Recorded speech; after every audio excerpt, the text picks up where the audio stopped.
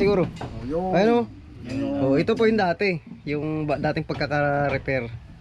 Ngayon, ang ginawa na nila Kuya Victor, yan, isinabay na po sa hubog ng ligason. Mula ilalim. Ayan. So, ilang pulgada rin pala yan? 4. Sabit pa. Ayan o.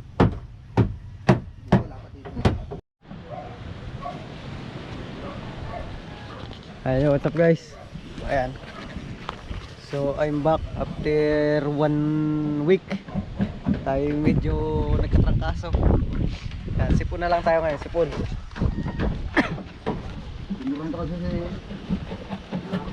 Tinatangkaso ka pala, Juan. Oo, tinatablan din pala ang ano. Tinatablan pala tayo trangkaso. Kasi po dito sa amin guys, ayan, ulan init. Tagal tayo nawala, pagbalik mo, sira na yung balaan, kasulog. Kaya nga yun. Pagbalik ko ay waskag na. Was out na. Sobrang mong tagal ay. Was out na pagbalik mo. Karaniwan guys, ang nire-repair yung bulok na at saka yung sira. Ay si Amigo Victor at saka si Amigo Bido, iba, yung bago ang nire-repair at saka tinatanggal. Ayan o, tinan nyo. Yun. Lumapat, pumasok. Wala pa. Ayan o, Pumasok ba yung kanal natin? yung pilot house, kanila nire-repair. Yan. Uy, ano yung ano? Ay, hindi ko pumasok. Sabit pa. Ito na problema. Ayan o. Tingnan ko daw sa iyo. Ayan. Nga pala guys, yung tinanggal nila kay Victor, wala pang 1 taon yun. Kailan ba ito ni-repair kay Vic? Parang July yan eh. June, July, August pala, August. Ito pala. Yan, August to ni-repair kasi paamihanin na yun eh. Makikita man yan pag... Ayan, kaya bagong-bago pa yun. Yung mga tinanggal, tsaka yung dito.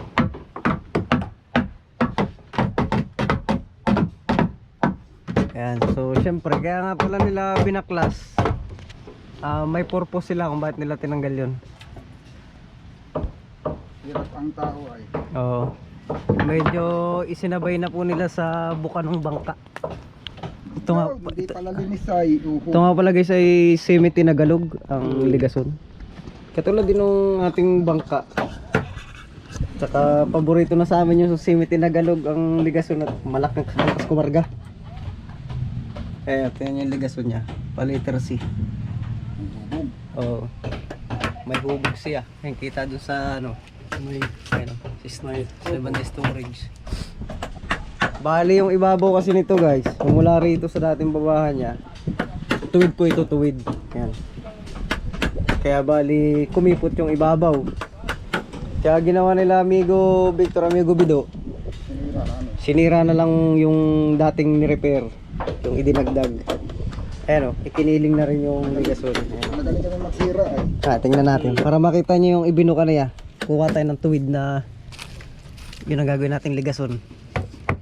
Ayan. Hindi kita eh pagka walang pana ito. Ayan.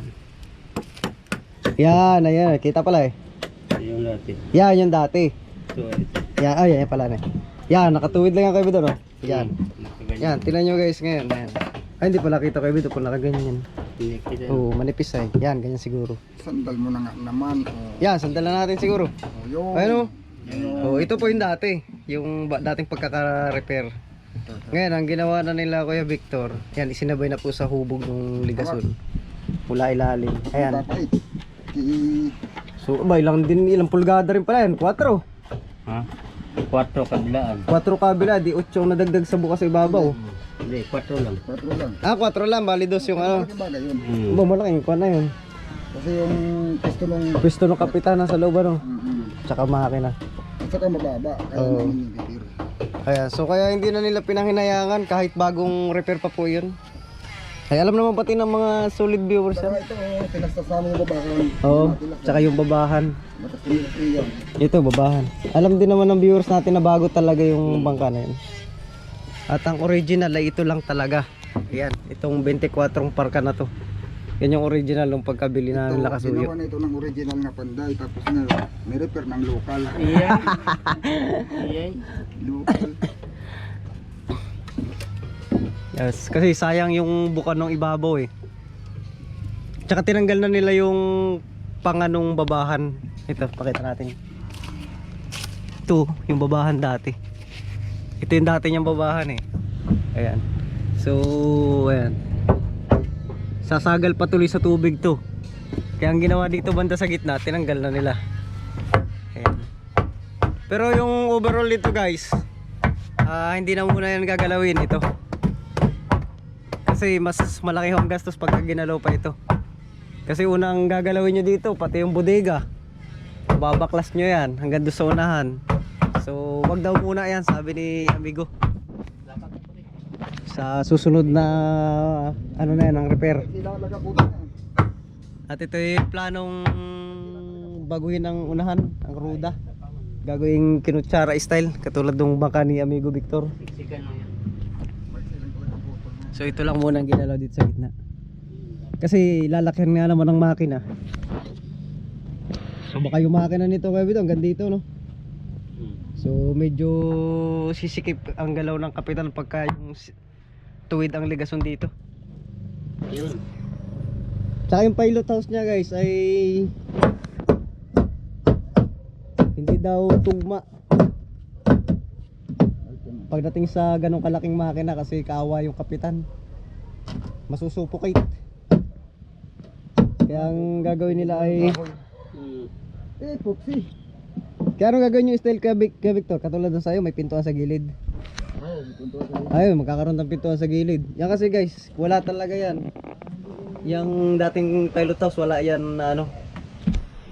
Yan, alam naman ng viewers natin yan, na wala talagang. Pero may bintana yan sa harap ha. Di tanggal yung ano niyan eh. Di angat, putan nga natin. Parang hindi kawawa yung ano yung Kaawa kasi ang kapitan.